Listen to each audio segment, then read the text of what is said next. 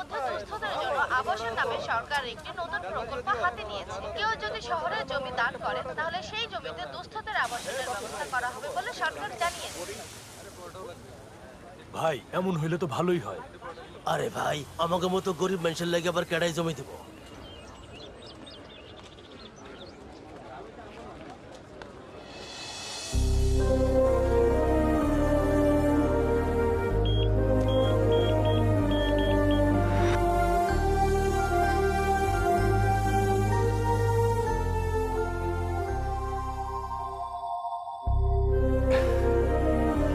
আসুন।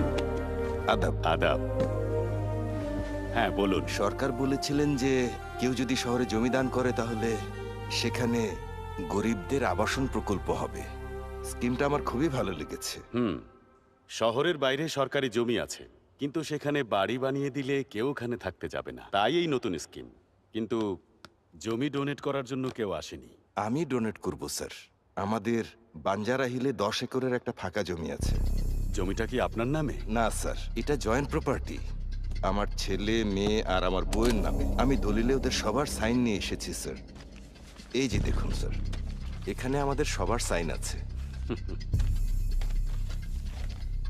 আপনি যে জমিটা দিচ্ছেন এটা একদম শহরের বুকে। এর দাম প্রায় 100 কোটি তো হবেই, কিন্তু আপনার মহত্বের কাছে এর কোনো মূল্যই হয় না। ভাই, আপনি নিশ্চিন্তে থাকুন। আদাব। আদাব।